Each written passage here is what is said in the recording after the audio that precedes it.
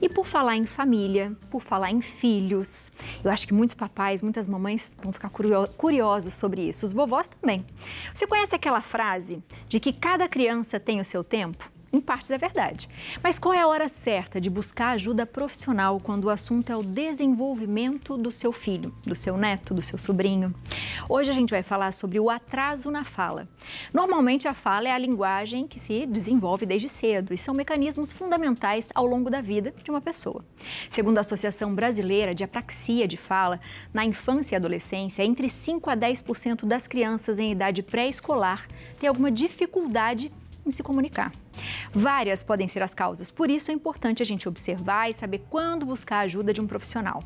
Para falar sobre o assunto e nos ajudar a entender que sinais os nossos filhos estão dando, a gente recebe a fonoaudióloga infantil Camila Cosca. Seja muito bem-vinda muito à nossa obrigada. Casa. Que assunto importante. Super, ainda mais hoje em dia, que as crianças estão com muito atraso de fala e decorrente da pandemia. É verdade. Foi quando as crianças ficaram sem vivências, sem estimulação, sem a escola que ajuda tanto, sem o contato com os avós.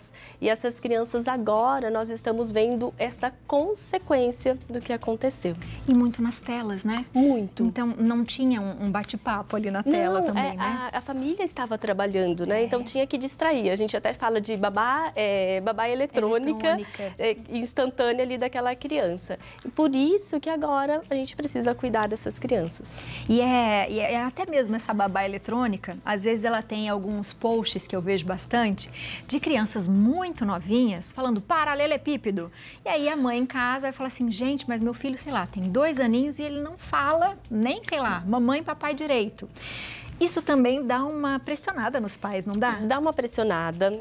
Eu tenho um grupo com as mães e elas me dizem quanto elas se sentem culpadas, preocupadas, angustiadas, porque elas conseguem agora comparar. Não é bom a gente comparar o nosso filho com os outros, mas a gente tem que comparar dentro dos marcos do desenvolvimento da fala e linguagem. Porque daí se você reconhece e entende que seu filho precisa de alguma ajuda, você vai saber o que fazer naquele momento. Muito legal. E essa frase é bem legal, né? Toda criança tem o seu tempo, mas esse tempo tem uma duração, não tem? Tem sim.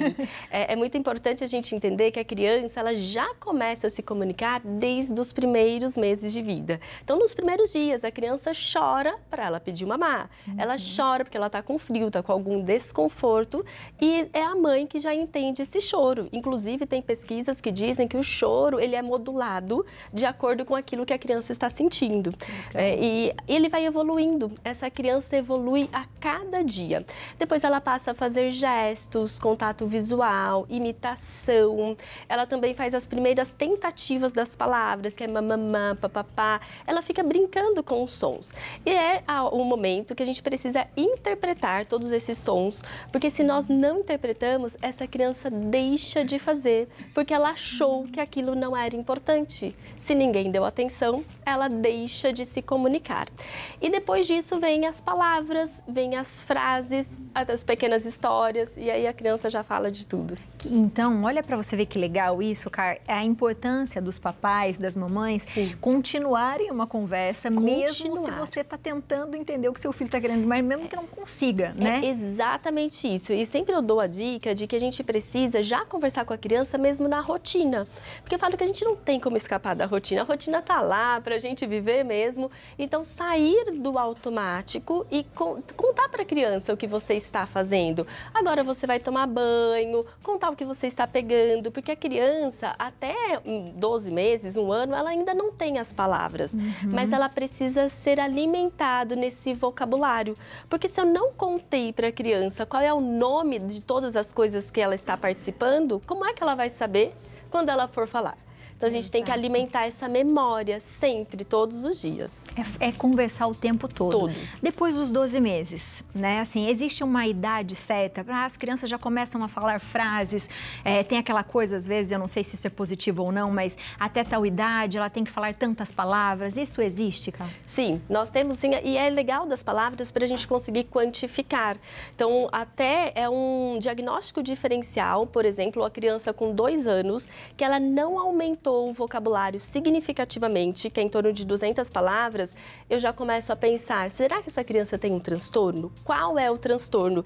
Então, é uma forma de começar a quantificar. Não é somente isso, não é somente isso isoladamente, mas é contato visual, o gesto, se essa criança dá função para aquilo que ela está brincando. Ou se ela só repete, né? Se ela só repete, ou o que acontece muito das crianças tirarem todos os brinquedos do lugar, e eu pergunto para os pais, ele brinca? Brinca, tira tudo do lugar, mas quando você vê, a criança só explorou e ele não sabe dar função, ele não sabe como iniciar uma brincadeira.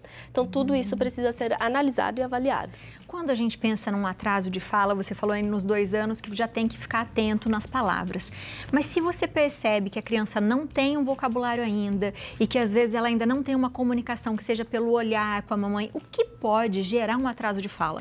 Tá, temos aí várias questões. O atraso de fala, eu digo sempre que é um sinal do que está por trás, porque existe uma estrutura, uma base que está aí com lacunas.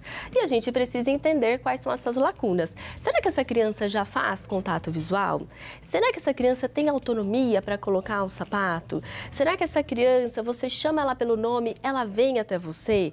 O que ela responde, né? Ela imita gestos?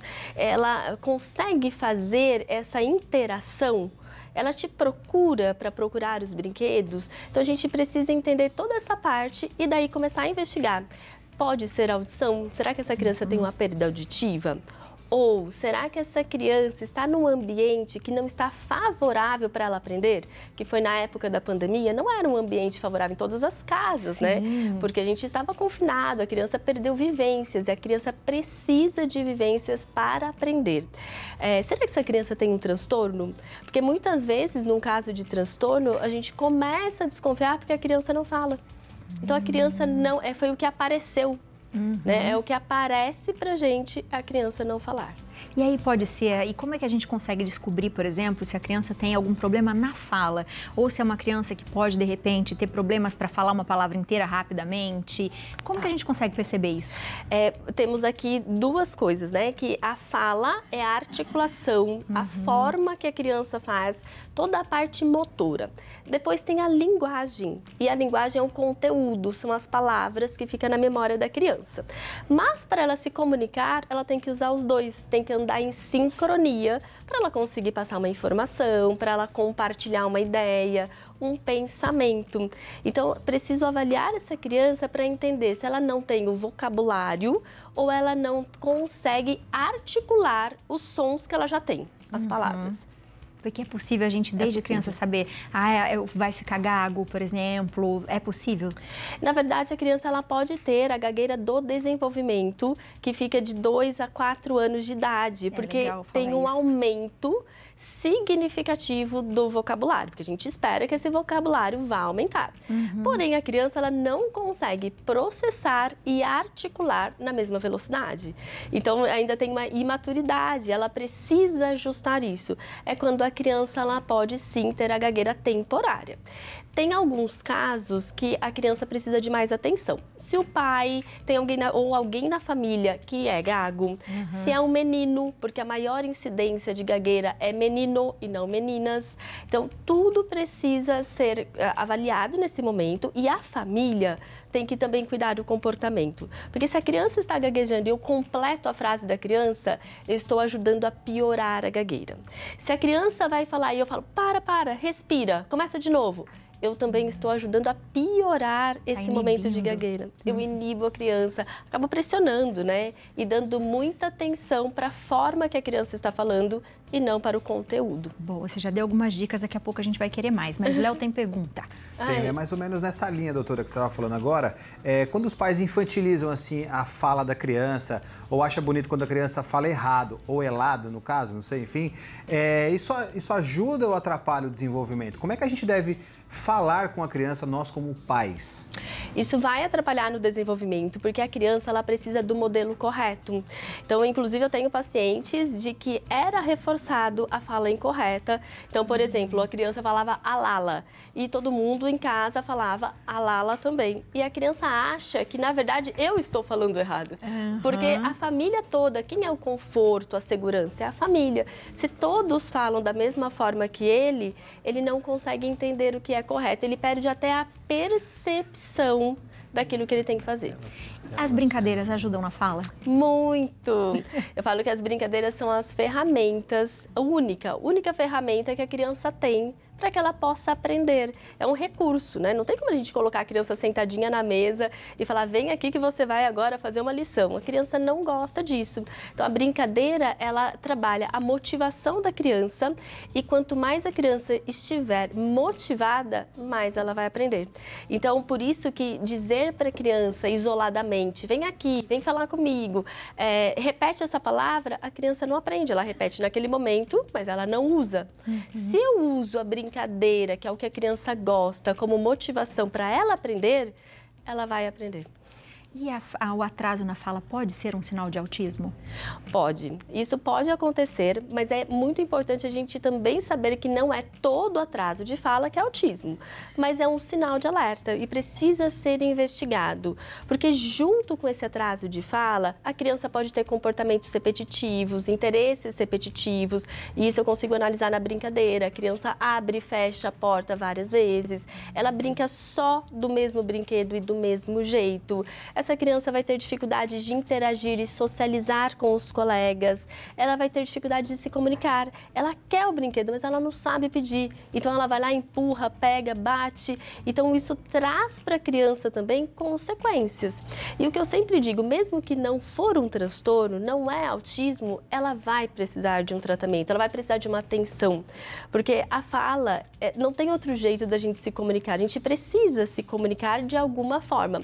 Mesmo que não seja com a fala, que é o verbal, ela precisa aprender a se comunicar de uma forma não verbal. Exatamente. E você tem um livro que está lançando agora, e eu quero muito que você volte para a gente falar sobre esse assunto, porque eu acho um tema muito incrível de ser falado, de ser conhecido, observado, que é sobre o autismo. Fala um pouquinho do livro, onde as pessoas encontram o seu livro. Eu deixei um link lá no meu Instagram. Ai, que legal. Porque ele é tudo online. Então, é Editora Literari. E esse livro do meu capítulo, eu trabalho e mostro para as mães como é possível você estimular a fala da criança dentro da rotina do dia a dia. E de uma forma muito prática, para que as mães possam sair do automático, incluir essas crianças na rotina e permitir essa vivência. E eu dou dicas práticas dentro desse livro, desde que guardar as compras no supermercado, porque você vai nomear tudo aquilo que você comprou, a criança te ajuda, você cuida da autonomia, da destreza manual, coordenação motora, contato visual. Você está com o seu filho e ele não está na TV. Você consegue fazer essa troca e essa conversa. Que fantástica. E muito obrigada por disponibilizar isso para as pessoas. Então, mamães, papais, vovós, aproveitem. Siga aqui, ó, Camila, tá aparecendo para você, @CamilaKoska.fono, é com K, S-Z-K. Depois também você vai ver que é chique esse nome dela. Mas tá facinho para você aí. E aí você aproveita e qualquer dúvida pergunte a ela também. E a gente já espera você voltar para falar mais sobre isso, podemos? Volto, com certeza. Muito obrigada, Eu que viu? agradeço. Muito obrigada mesmo.